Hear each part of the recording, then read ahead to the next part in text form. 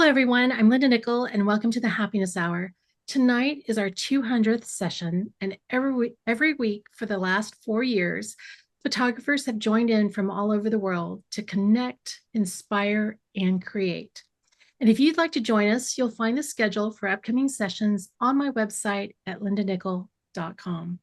Every week, a different guest shares their photography tips and insight into their creative journeys and the stories behind some of their favorite photographs.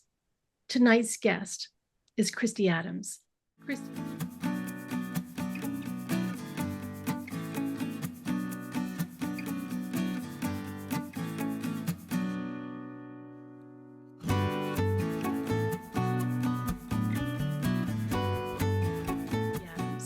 Kristia is a nature and landscape photographer based in the heart of the Pine Barrens of New Jersey. Her love for travel and exploration are well documented on her Instagram feed at Kristia Adams Photography, and her artwork can be purchased through her website, KristiaAdamsPixels.com. I'm going to link those in the show notes below. In tonight's presentation, Traveling Iceland's Ring Road by Campervan. Kristia and her husband, Dan, set off for one of their bucket list travel destinations in the summer of 2022. Traversing the land of fire and ice in a camper van rental, Kristia will show us landscapes beyond the well-traveled areas. She'll share some tips and insight on traveling around Iceland and talk about some of her favorite images. So with that, Kristia, welcome to the Happiness Hour. Hi. Hi. Okay, Glad to be here. Well, you didn't have a choice. You didn't have a choice. I know. But I so appreciate that you didn't fight me at all. So y'all, most of you people know in this room that I love to travel, and I'm kind of homebound at the present time. So I have stacked the deck in my favor. In the next couple of weeks and months, I'm going to be bringing in people that are going to talk about travel. And Iceland was high on my list, and it seems like it's the playground for all the nature and landscape photographers. And Kristia, when she was planning her trip and then posting from her trip, that surge of I want to go, I got to figure this out. And you're just one of many that have inspired me to get my tail end over there. But you saw it completely in a different way than I did, even though we went to the same spots. So I'm excited to hear your take on this. And I'll just say I'm never doing it the way you did it. It was definitely different. I loved it. My husband, maybe not as much unless we get a bigger camper van. But I will talk about that. All right. Well, did I skim over anything? Because this is not fair to you, because I feel like I know you. I've actually met you in person. I've gotten a chance to go to New York/New Jersey and shoot with you. So I feel like, oh, doesn't everybody know Kristia? But if I missed anything that you want to stick in here, please do. I don't think so. It's mostly a hobby now, but I love anytime I can get out and photograph. I am mostly sticking. I don't get to travel a whole lot because we have a lot of animals, so it's tough to get away sometimes. So this was really like a big, Trip. bucket list. Bucket list trip. And we're lucky to have somebody who can stay at our house and watch all our critters on occasion. So, all right. Well, share my screen. Get us excited, because most of us are in the heat of summer already. So I'm looking forward to just show me a big old ice chunk. That would be great. Okay, well, I'll try. We had very good weather and it was somewhat of a heat wave when we went. So a heat wave for Iceland. Right. Yeah, so as Linda said, back in 2022, my husband and I traveled Iceland by the Ring Road, along with a couple other little side trips. So we didn't quite stay on the Ring Road the whole time. But it was a trip I had wanted to do since we visited in 2014, and we only saw a very, very small portion of it. I think we were there for 5 days, and I knew I wanted to go back and see more. Once you go to Iceland, you really want to see more. So I decided I wanted to do a camper van. So this is Iceland's Ring Road. It's the main road around the island. It's Route 1. It's 828 miles long, and you can drive it in 16 hours if you don't want to stop at all and the weather's good, which who would want to do that? It took us 10 days and we just scratched the surface. I had made a list of everything I wanted to see, and we came close to getting a lot of those things done, but not all of them. The speed limit is 55 miles an hour on most of the ring road, but as you're coming into towns, they do have it's usually goes down to 35 or 25.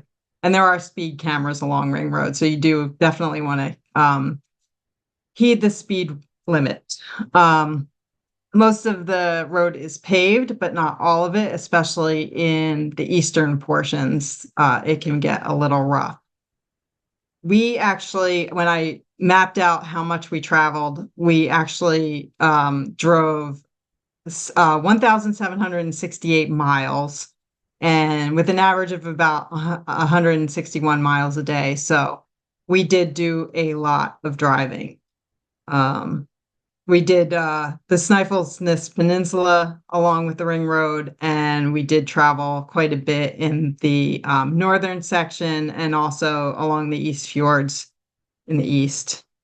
So that added on to the miles. So the pros of campervan travel and why we decided to do this was I liked the fact that I could make our own schedule. You don't have to worry about being at a particular hotel at a certain time of day.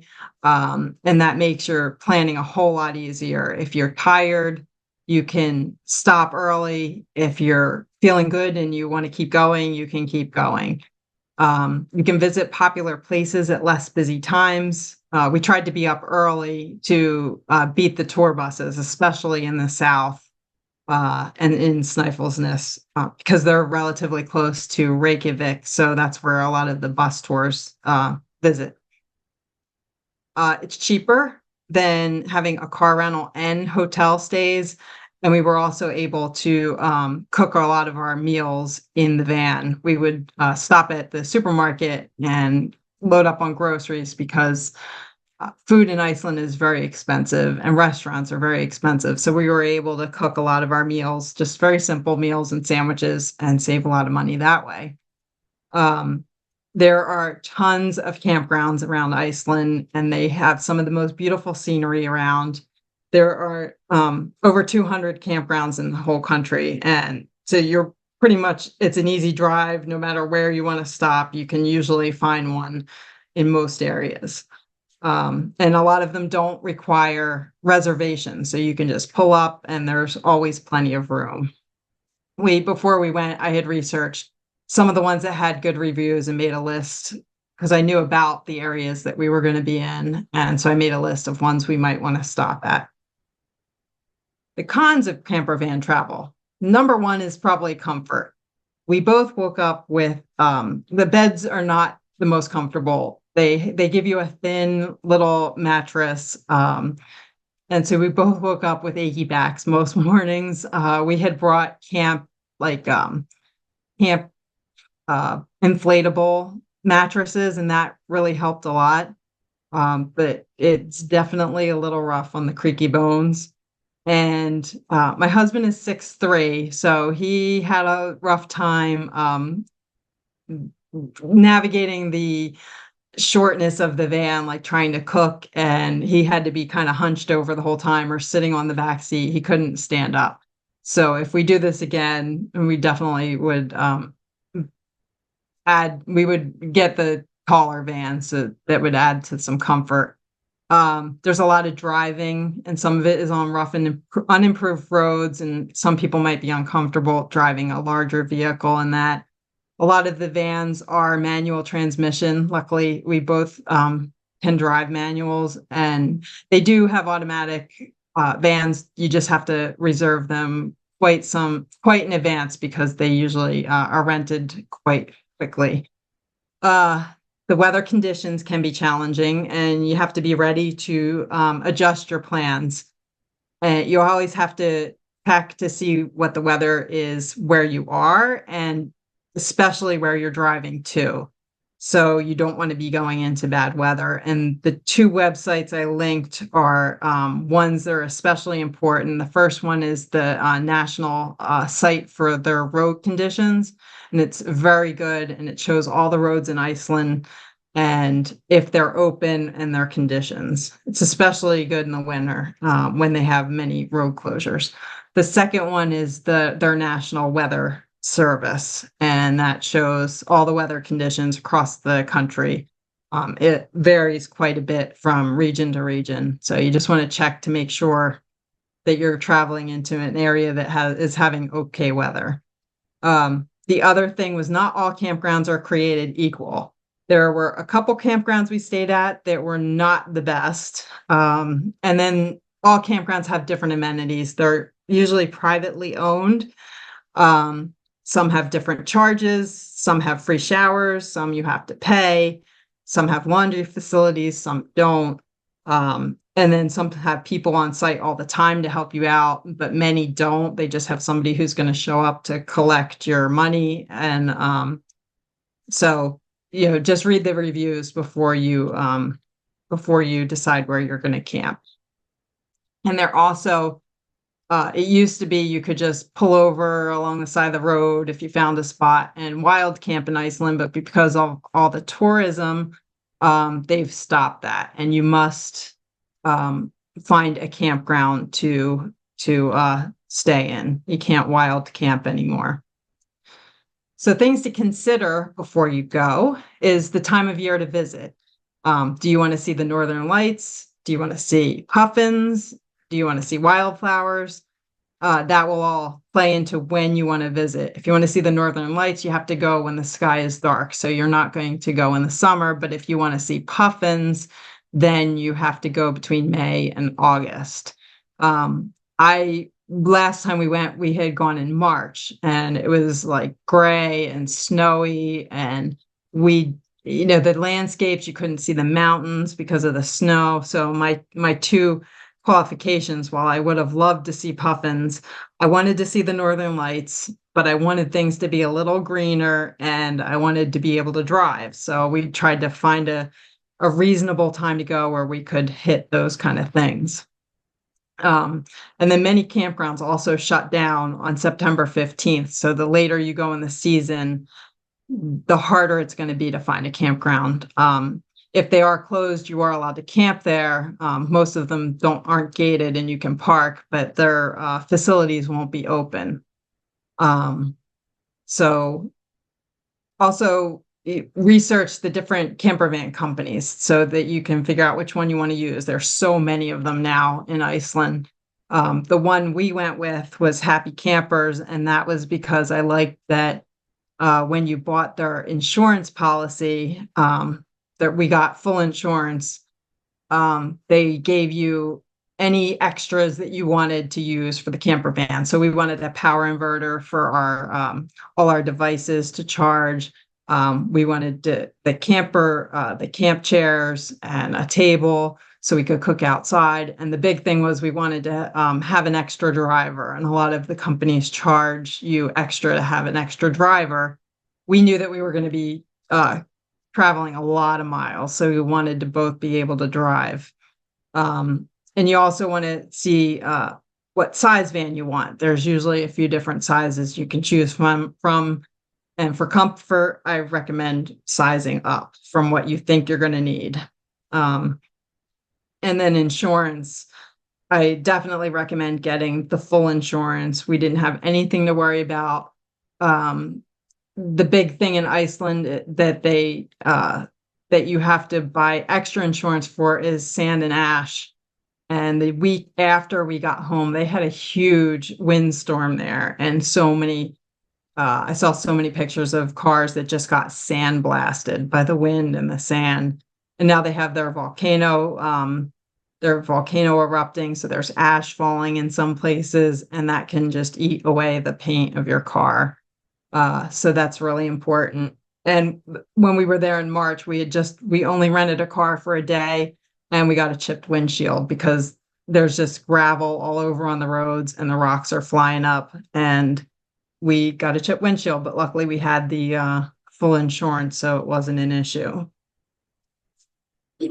So my gear, right before I went to Iceland, I switched to mirrorless, and a friend was selling an Olympus EM1 Mark II. So I bought that, and I brought that because they're so light. And I had bought a all around Olympus 14 to 150 lens. So I had a pretty good range. And I also took my Olympus 75 to 300 in case we saw any wildlife.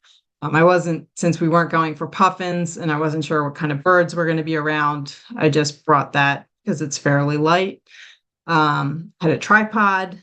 I also brought my backup camera, which had been my camera that I used for years and years, which was my 10 and 70D. I also brought my Rokinon wide angle lens that stops down to 2.8, so that if we did see northern lights, I would use that for the northern lights.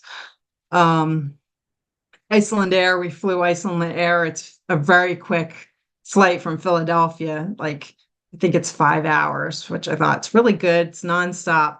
They are a stickler for your carry-on gear and your size. In fact, mine was marked oversized, but they let me take it on anyway because I told them it was camera gear.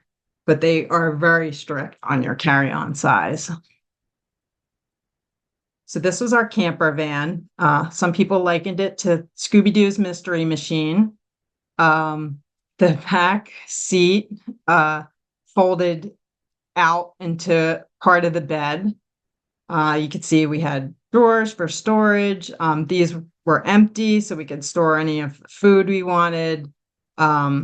We got a little propane stove. There was a sink, and it came with dishes. We had bowls, plates, utensils, a frying pan, a pot for cooking, a big spoon, a spatula, tongs, a knife, and a broom and a dustpan for cleaning up. This was our little refrigerated cooler, and the heater that kept us warm at night. We frequently had to turn it off because it really warmed up the van a lot. We were never cold at night. This is just a little bit of a closer picture of the inside, and this was our power inverter in the back seat. So in the back, we had this folded down, and then this was the bed. And we have plenty of storage underneath for our luggage. We have our camp chairs and our table. And this was our little cooler. Wasn't huge, but it kept, eggs and bacon and some drinks and a few other things. Wasn't huge, but it was good enough. And that was just our setup when we were cooking breakfast one morning. So when we first flew in, we hit the ground running and went to the Golden Circle, which is probably your most touristy place you can go out of Iceland. It's only about an hour and a half from Reykjavik. So a lot of buses go there, and that's where most of the people go when they visit Iceland. This is Thingvellir. It is a UNESCO World Heritage Site because it is the home of Icelandic Parliament from the 10th to the 18th century. So very, very old. Iceland is regarded as the earliest democracy in the world. And here is one of the places that you can actually walk between these two. This crevasse here is the the North American and the Eurasian tectonic plates. And I realized when I was compiling all these images that I don't like to photograph people, but in Iceland, I have a lot of people in my images, not on purpose, but that I'm looking at them, I really like it because it really shows the scale of the landscapes. This is one of the waterfalls that is at Thingvellir. It's Axararfoss, and I'm going to try and say some of these Icelandic names, but I know I'm butchering them a little bit. I know how to say some of them, but not all of them. And one of the beautiful churches that this one's in the national park, but they're all over Iceland. They all are different, and they're so much fun to photograph because they are all different. And then we went to Geyser and Strokor, which are geysers in Iceland. The site is named Geyser, but Geyser rarely erupts anymore due to sediment buildup. And I think the last time it erupted was in the early 2000s. But Strokor, which is a little bit smaller than Geyser, that erupts every 8 to 10 minutes. So you're guaranteed to see it when you go. This is another very popular waterfall, Gullfoss. And again, you can see the people looking out from the little viewing platform or rock ledge, which we did not go out to because we would have gotten soaking wet. Again, you can see how the people just like show how huge the landscape is. And when we went, I was looking forward to some moody, cloudy days, especially for waterfalls. But apparently we went to Iceland during a heat wave. It was like in the high 60s to 70s a lot of the days. And there was also a lot of sun, which we were talking to locals and they said this is highly unusual and it shouldn't be this warm, but it made photographing a little challenging in the harsh light. And we were trying to, we're driving, so it's not like we could be at every spot we wanted to go to at optimum light. So we tried to make the best of it.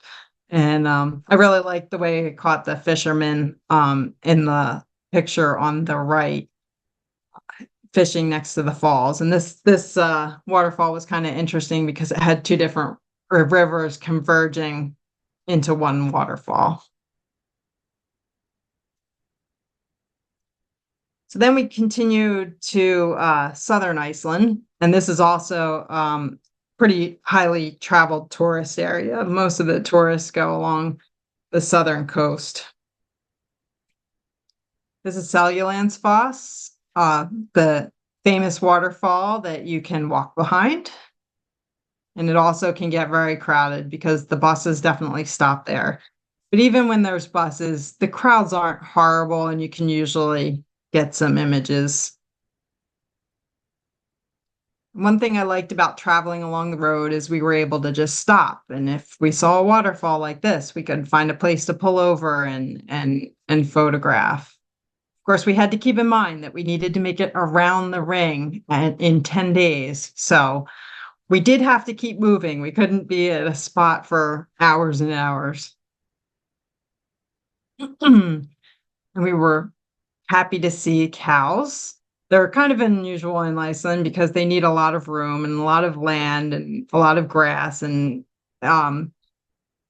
sheep are more hardy than cows. So you definitely see a lot more sheep out there. But these cows were imported to Iceland 1,000 years ago and have been genetically isolated from any other cows for that long. An interesting fact about Iceland is that no farm animals can be imported into Iceland due to their strict disease protocols. So even with horses, like people have Icelandic horses here, but they'll import them for Iceland, but they're never allowed back. There's like no animal diseases on Iceland. They don't vaccinate their animals or anything. and they're very, very strict about keeping it that way.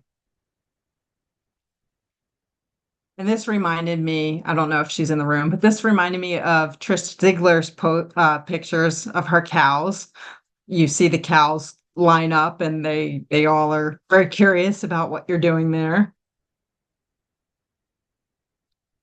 And this is the infamous glacier and volcano that erupted in 2010 that shut down all the air travel for Western Europe.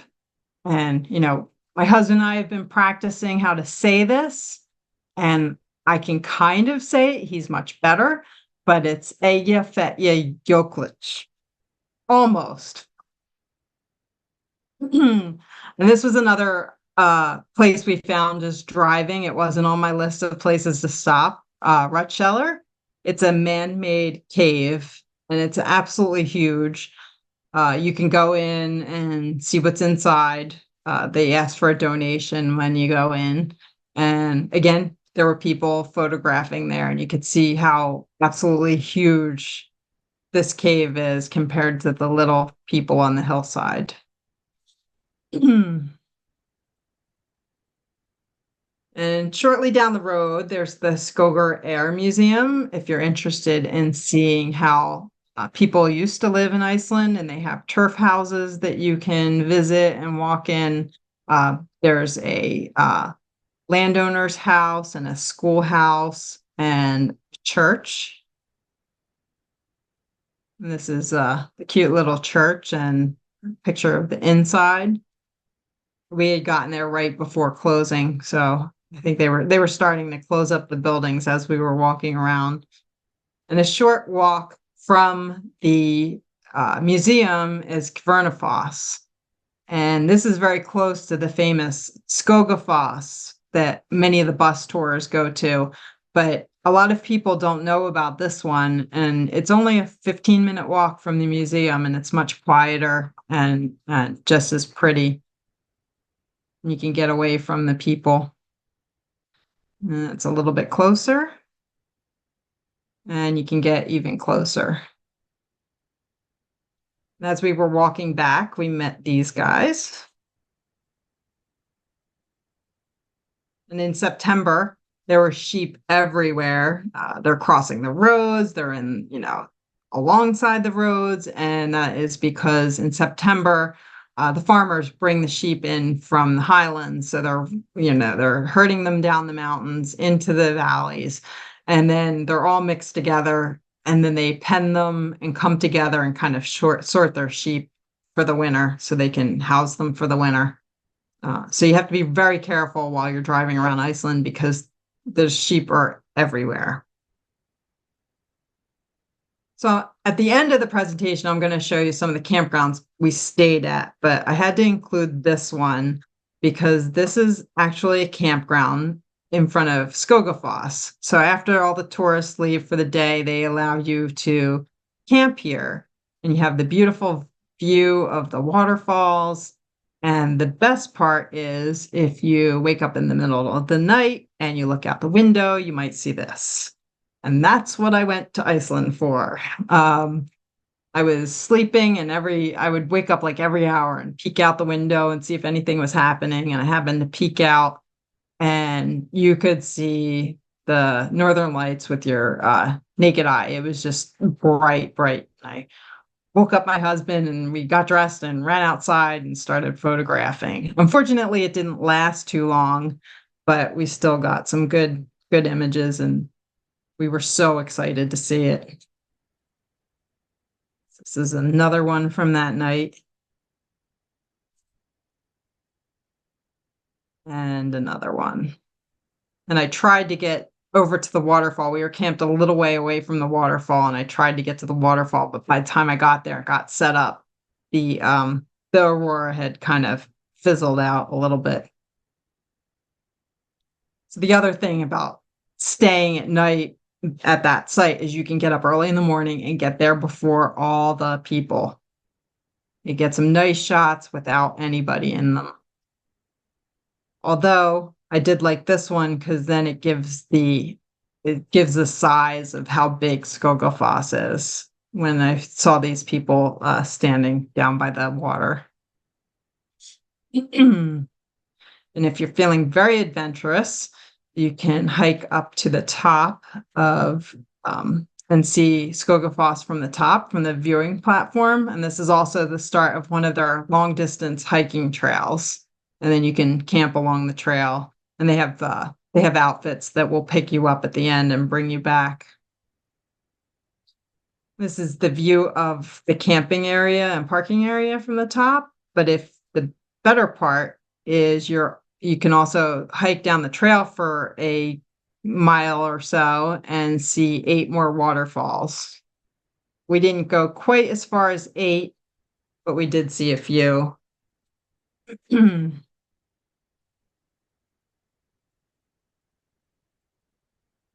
this is looking back towards Skogafoss, where it's going to fall over the falls, and you can even see the Atlantic Ocean in the distance. As you're traveling the coast of Iceland, the ocean's almost never far away. You can almost always see it from wherever you are along the ring road. And then when we got back, the buses had arrived. So this is why I loved staying there. And we continued on and saw Deerhole Lighthouse. This one's a little bit of a sketchy, rough road to the top. And so I'm glad it was good weather when we went and we were able to easily drive up to the top. And you can get views of Reynisfjara, Black Sand Beach, and the sea stacks from the top. And then looking the other direction, you can see black sand beaches as far as you can see.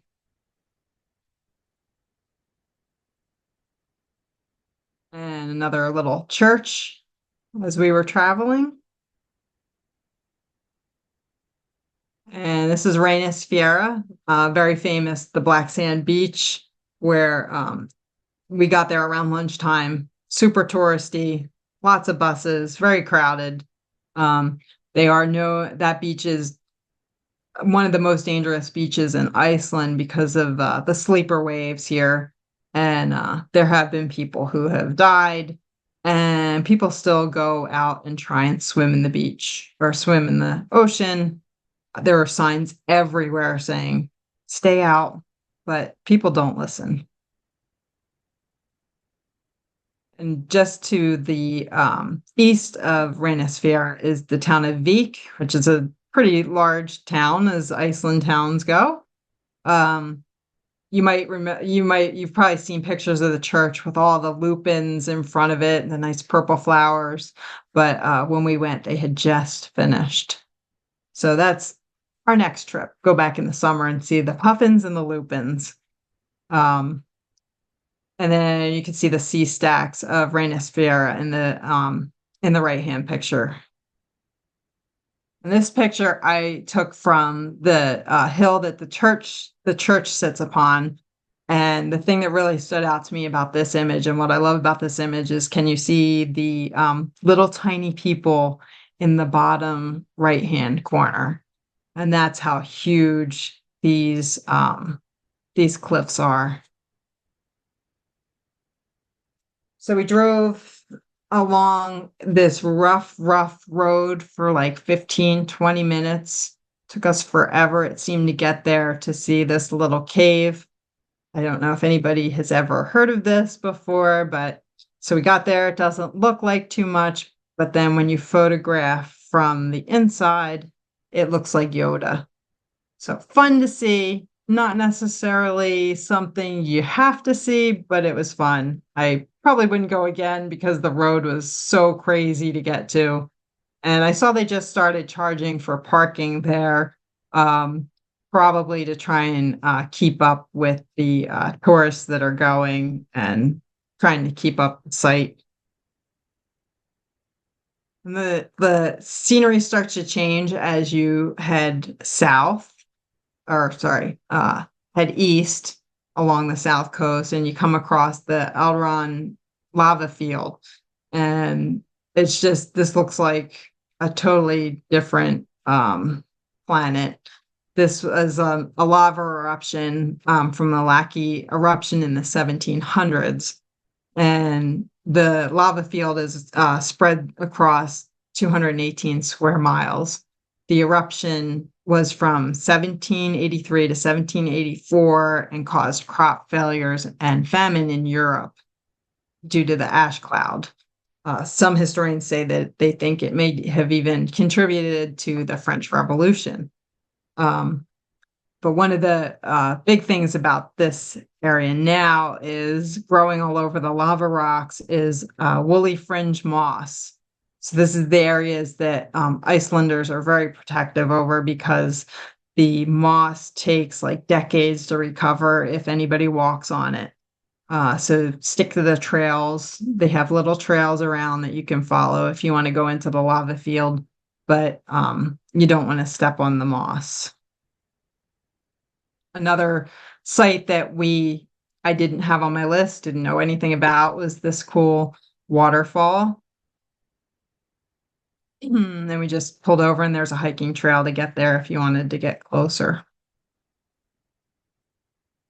One of the things when we had talked about going to Iceland is we wanted to do a glacier hike, but we weren't sure if we could time it properly to actually go on a tour hike where you can climb on a glacier. So we decided to do Svinesfellsjökull, and that you can do a hiking trail. You can get close to the glacier. You're not allowed to glacier hike because it's too dangerous, but you can actually get close enough to touch the glacier. And it was so quiet there. Nobody really goes there because they're going to the bigger glaciers to hike. And it was really beautiful there. We got there really early in the morning and had the place pretty much to ourselves. This was a little closer to that same glacier. And then we went to the Glacier Lagoon.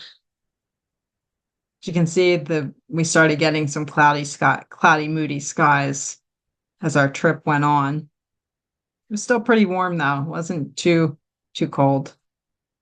This is one of my favorite pictures of the glacial lagoon. I just love the red kayaks in the lagoon. I don't see many images like this. They're usually just the icebergs, and you don't really see the scale. A little Kodiak outboard motorboat in the lagoon.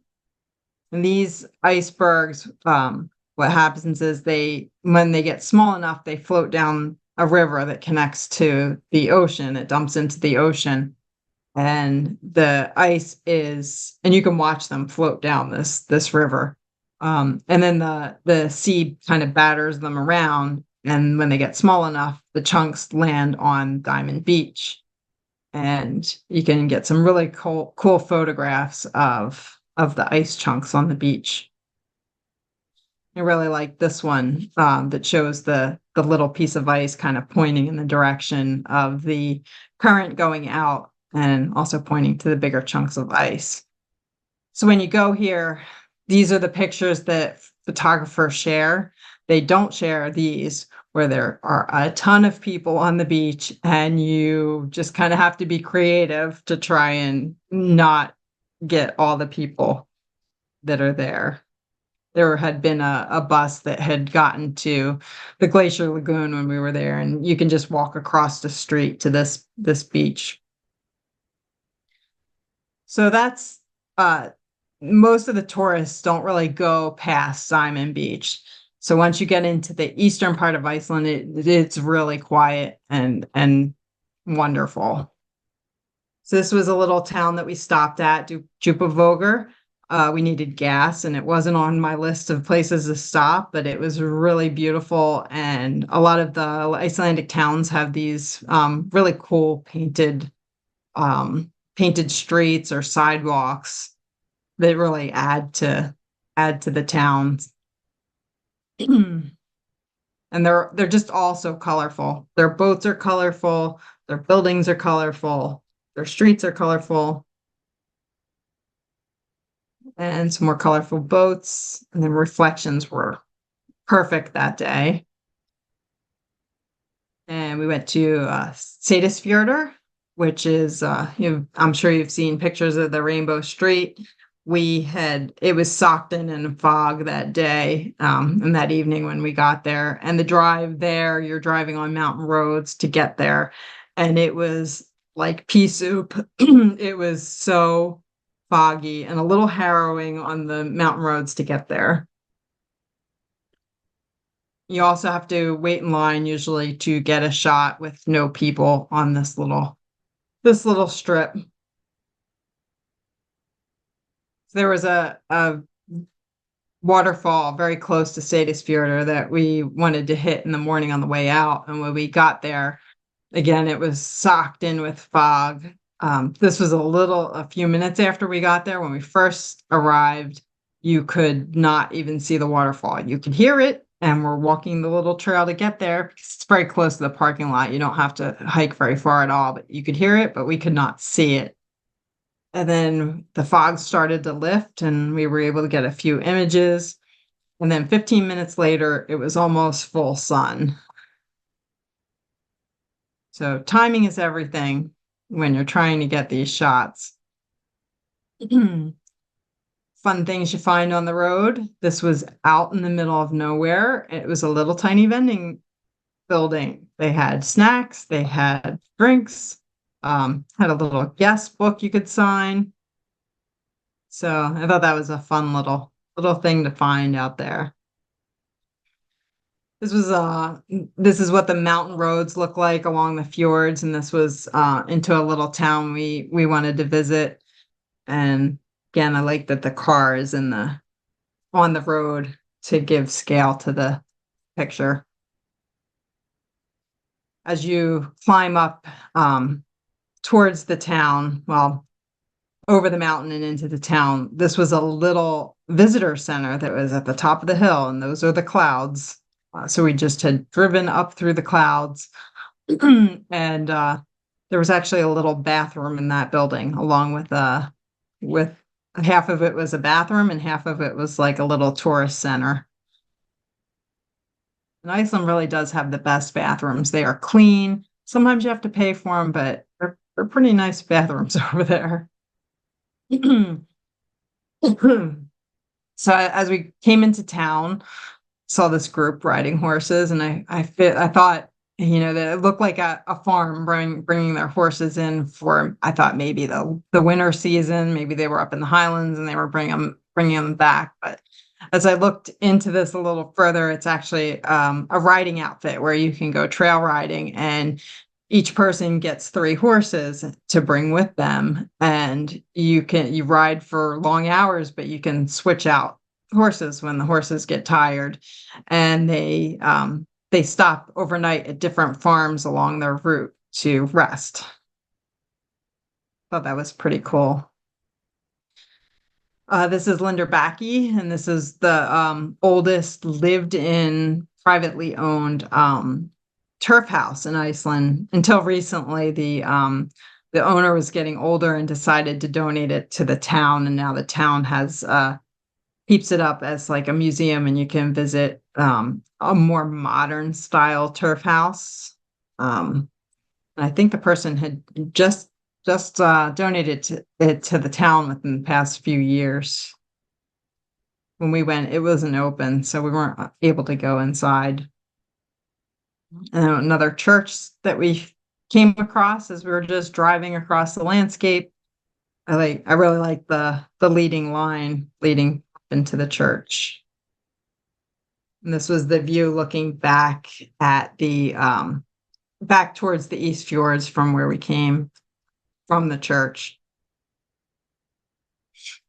And as you go north, the landscape changes again, and I thought this was really, really cool.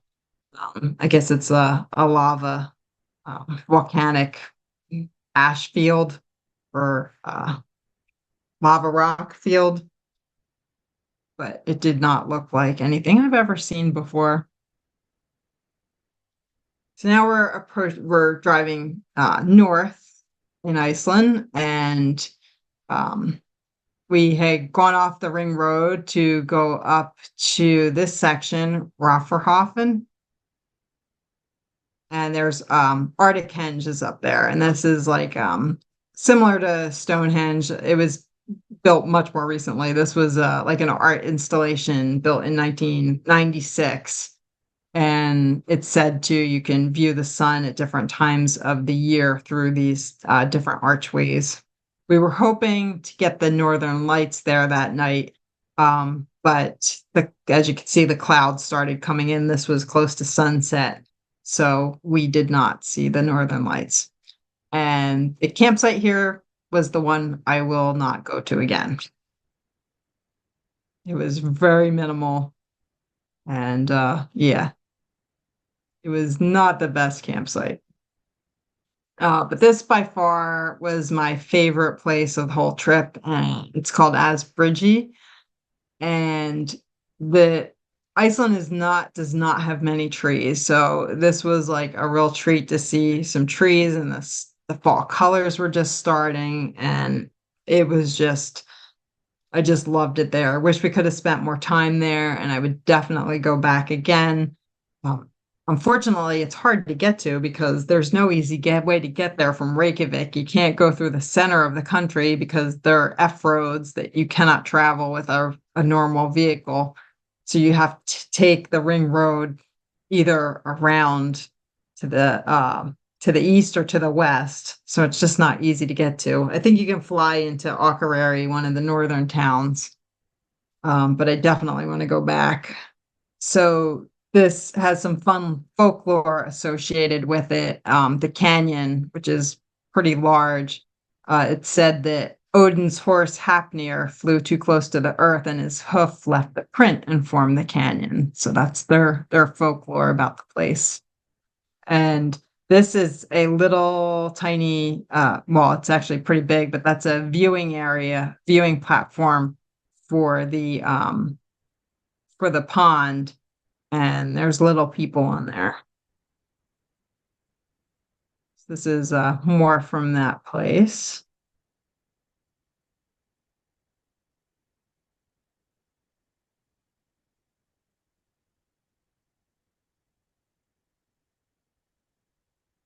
And this was taken from the pond or from the viewing platform right against the pond. And I just really love the reflections here.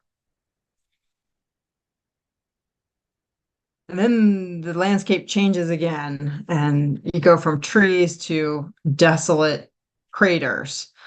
This is a Krafla crater, and it was formed from a volcano that erupted 29 times in that area.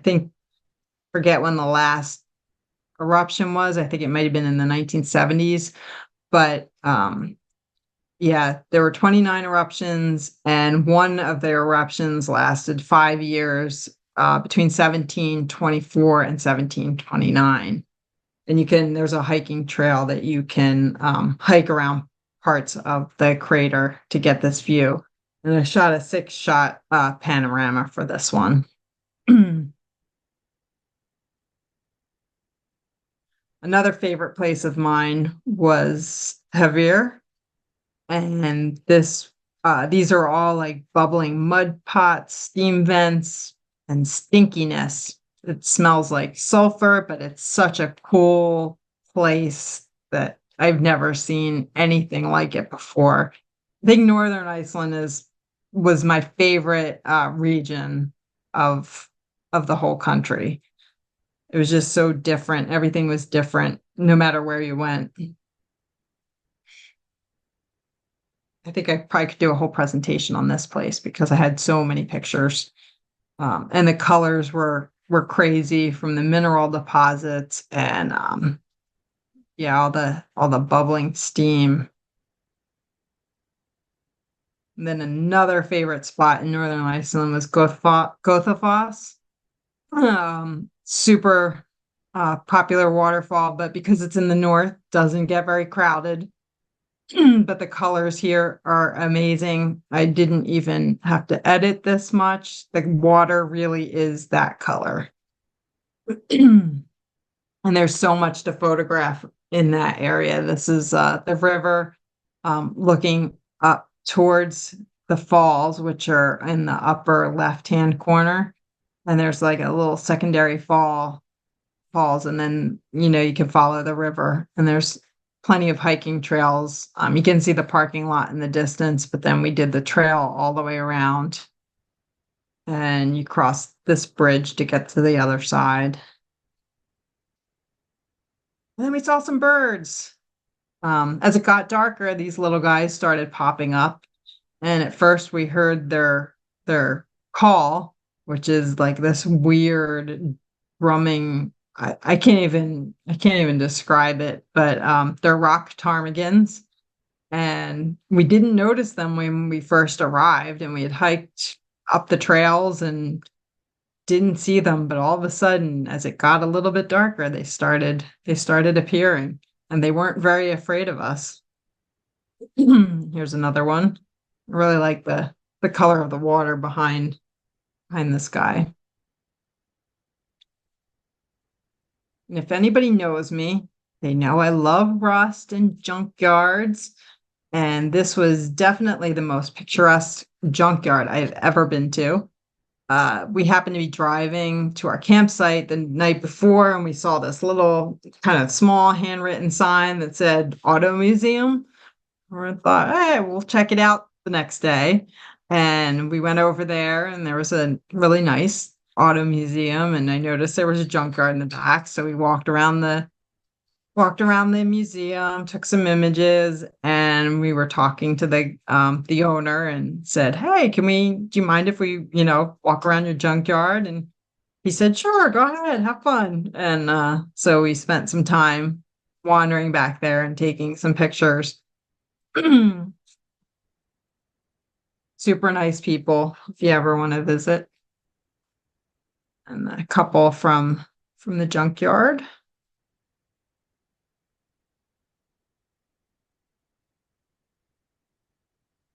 And then on to Akureyri. So this is probably the largest city in the north. It's the most populous city outside of the Reykjavik capital region, and they do have an airport. So if you do want to visit this region and you don't want to drive the whole ring road to get there, or partial ring road to get there, you can hop a domestic flight out of Reykjavik and visit that way.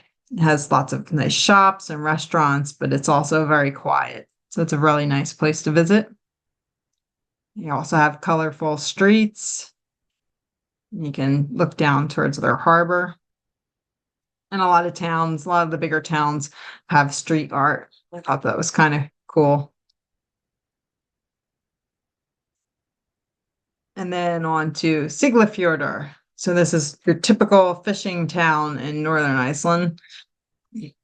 Again, very colorful. It almost looks like, every time I look at this picture, it looks cold and it looks like snow on the roofs, but that was just they're just white roofs, and it was very foggy that day. We have more fishing boats in Siglafjordur. And our last stop of that day was Grafkirkja. I butchered that one. This is the oldest turf church in Iceland. It dates back to the 17th century. It's also the only one with a turf wall.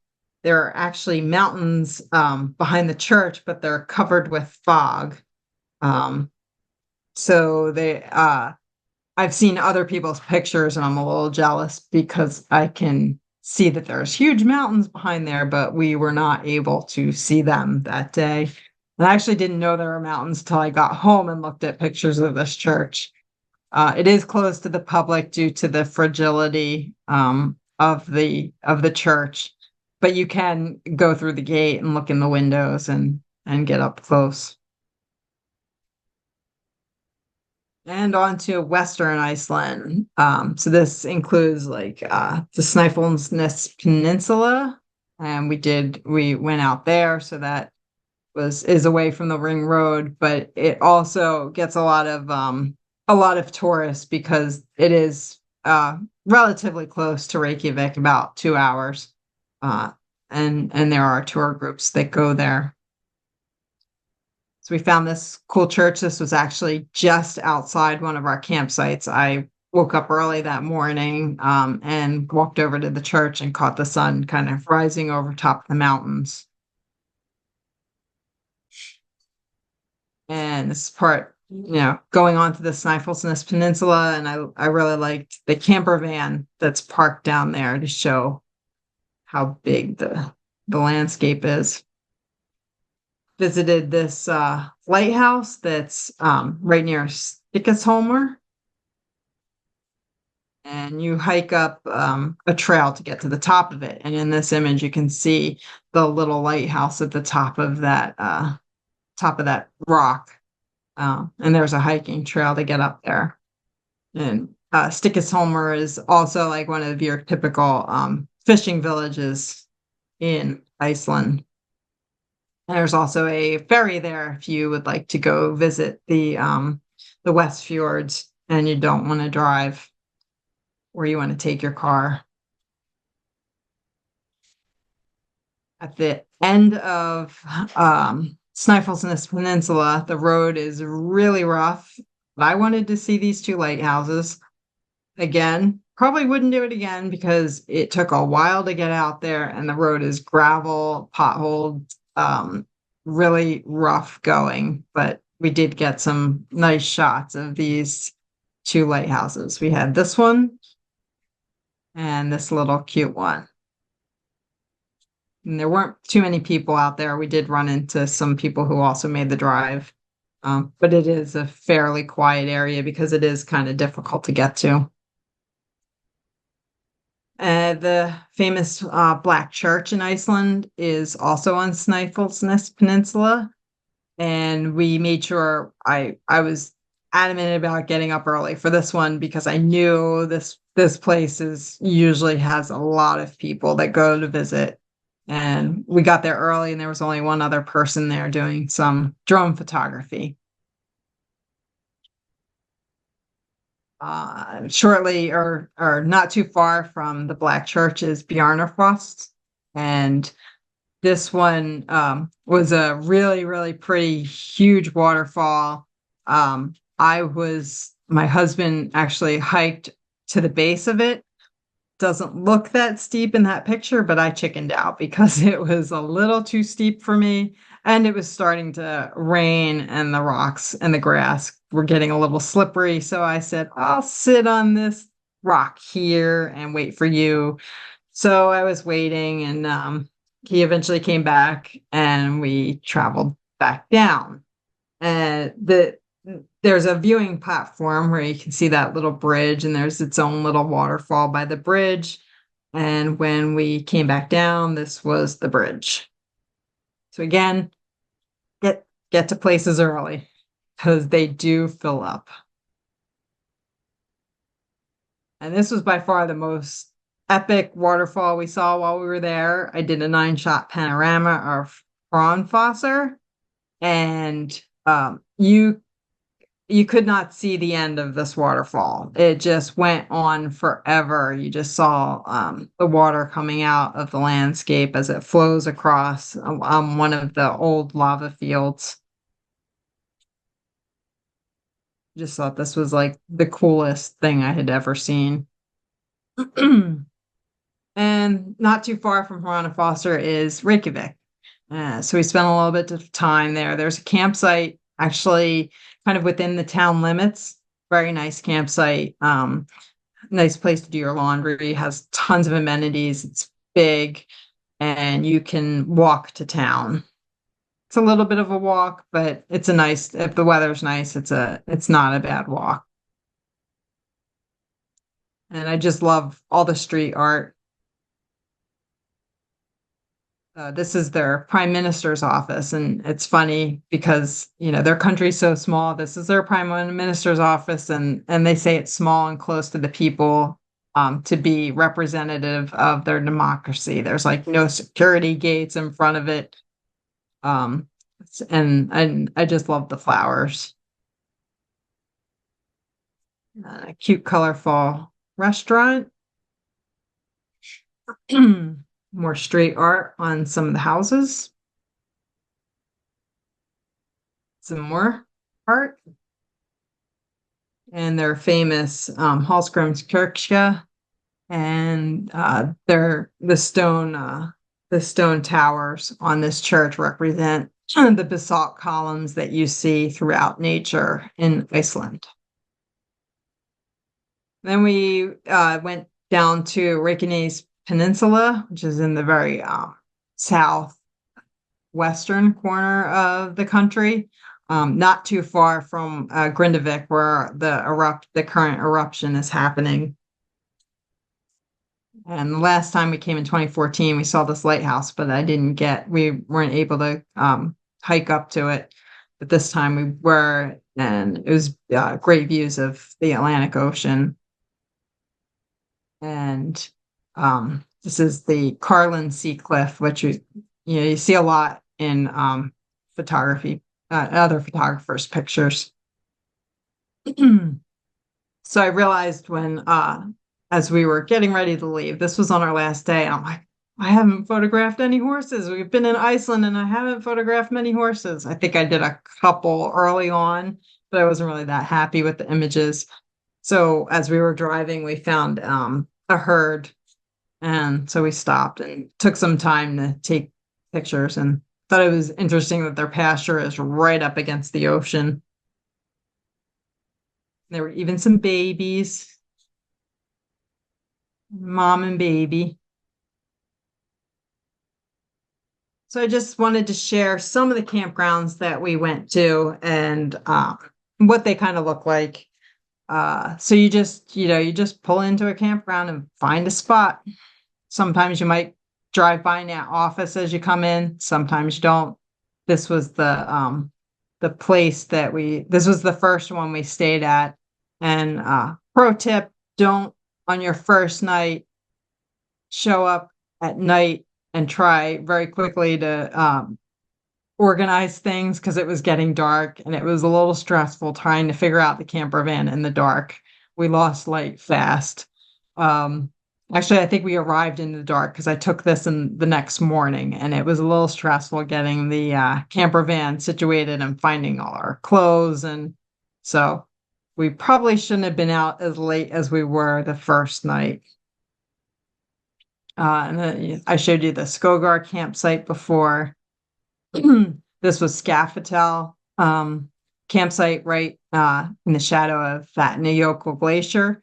Beautiful, beautiful campsite. It's a little bit on the expensive side compared to the other campsites, but it has great facilities because it's a national park. So it's very well kept and very clean.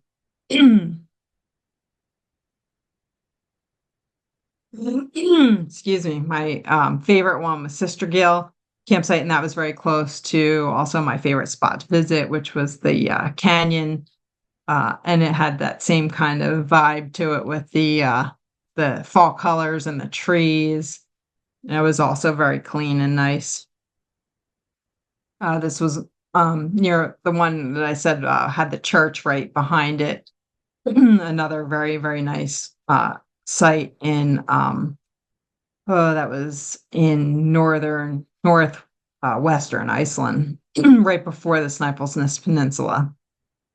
And this was our site on the Snæfellsnes Peninsula. Also a very nice one, very rocky, but very cool site.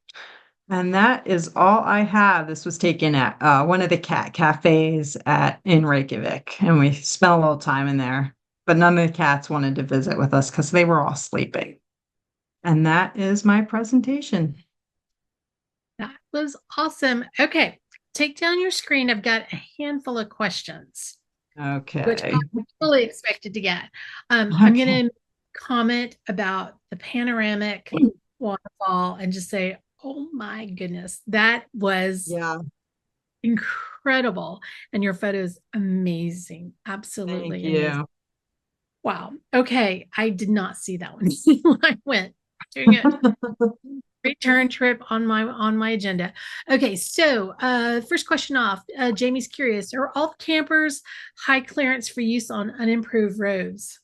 No, most of them are very low. You Yeah. can travel regular roads. You can travel you can get 4x4 vans, camper vans.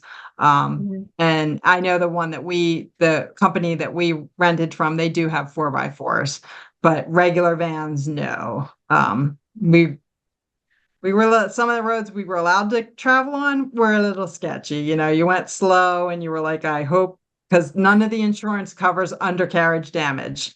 So you just have to be very, very careful. Yeah. I think that was something that we also experienced was, when we checked out our car to make sure there's nothing wrong with it. And Um, or they were marked on the list because insurance there is crazy expensive. I didn't think ours was that bad for the camper van because, like, all the extras that we wanted when I looked at other camper van companies, it like worked out, like because they would offer us the free second driver. And I mean, it was also better peace of mind. Like when we dropped off the van, they're like, you have full insurance. We don't even need to look at it, so we Oh, just that's dropped it off and went.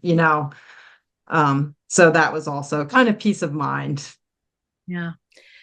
Those unexpected little things. Yeah. So Donna's curious, what's the average cost per night for a campground?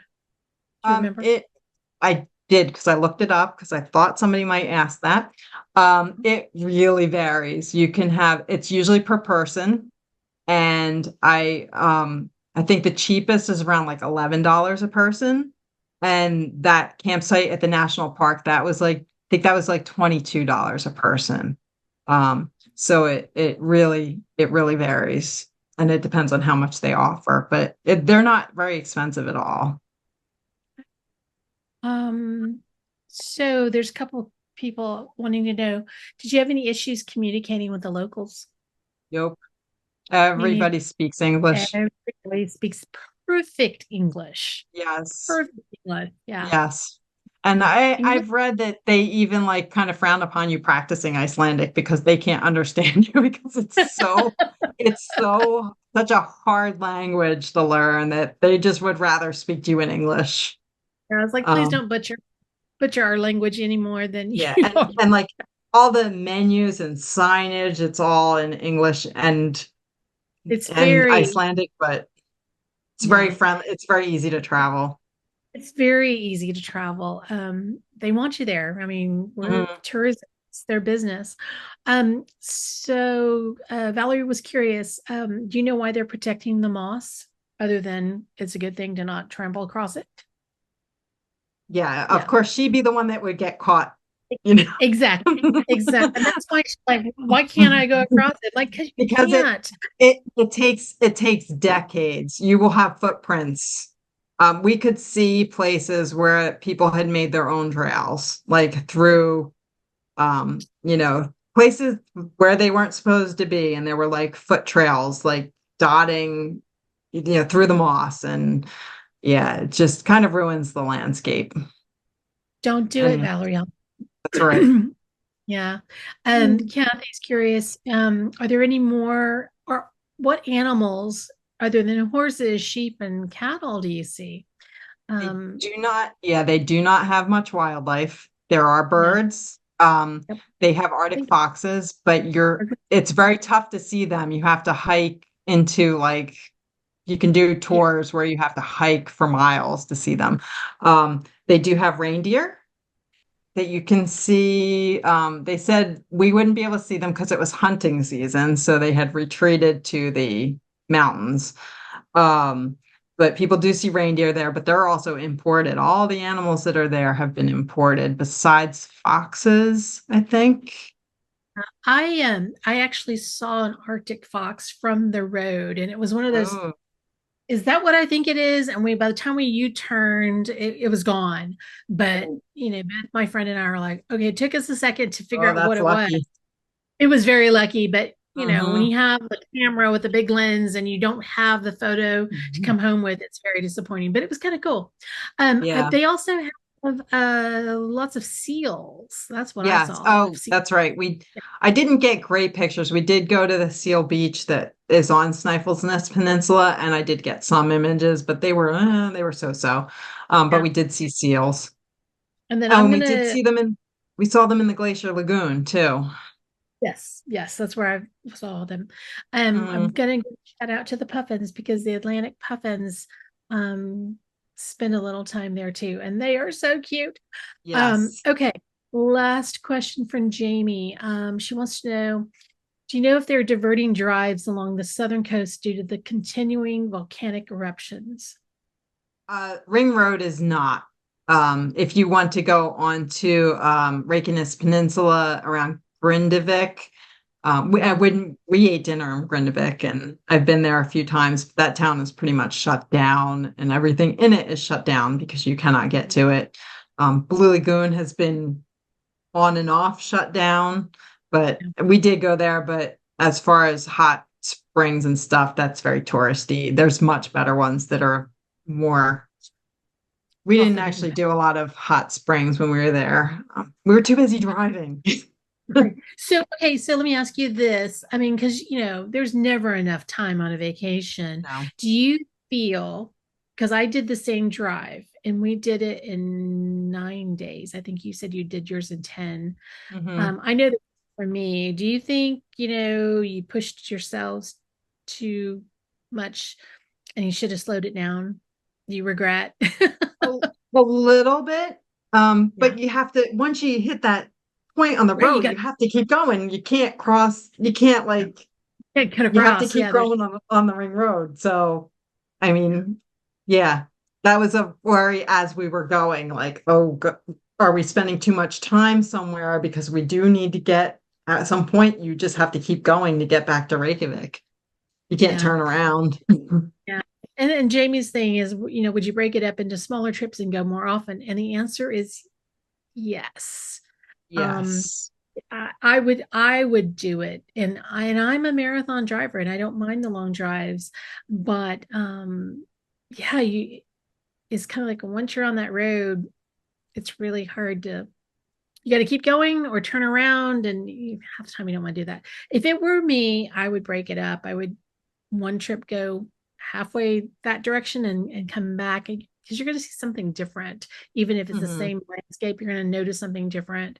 um it's so worth going. And really, you guys are going to laugh, but from your flight was 5 hours to get to a different country. It takes longer than that to get out of Texas based I in know. Austin. So yeah, it's worth going, take that extra trip and go back. It's one of those places I think you could go several times. And because um, you can actually stop and do a layover in Iceland if you fly to Europe. I mean, you can stop and get off and make a trip out of that on your way to another country. So if you have that opportunity, take it, do it. I highly recommend it. I had a great time. I'd go back. Just one of the things I wanted to say was I don't know if you thought this, but I thought this. In no other place have I felt this but for Yellowstone National Park. Every little area is so different in Mhm. Iceland. It's like, it's like, are we in the same country? It's just the Yeah, weirdest, it's constantly constantly changing. changing. Yeah, Yeah. constantly changing. And if you're a landscape photographer, even if you're not, you're going to find it really interesting. Yeah. So, all right, Christy, you did a great job for me. Thank you so You. much. There were several photos that you showed and went, I should have taken better notes when I talked to you. I'm really regretting not seeing that waterfall that you did the panoramic I think on. you commented So on that too, and you're like, "Oh, I think I I need to did. add that to the list." I did. I don't know why. There's, It was you just can't. so you can't do it all. Yeah. You cannot do it all. But man, that's now high on my list of when I go back, that And is the that's close target. to, and that's close to Reykjavik. That's not Oh, good. too far. Oh, good. Oh, That's, good. yeah. Good. I need something easy. Okay, well, I think that can't. Let me look one more time, but I think I get all the questions. There were a lot of nice comments about your photos, so I'll certainly share that with you. All right, thank you, Christy. I so appreciate it. And thanks for doing this for our 200th session. This was, I need a vacation and I could do it through you and your photos. All right, to continue my vacation, mode. Next week, Scott Sederberg will be here to introduce us to Costa Rica, a magical tropical paradise. Until next time, go out and create something beautiful, and I hope that we see you again soon.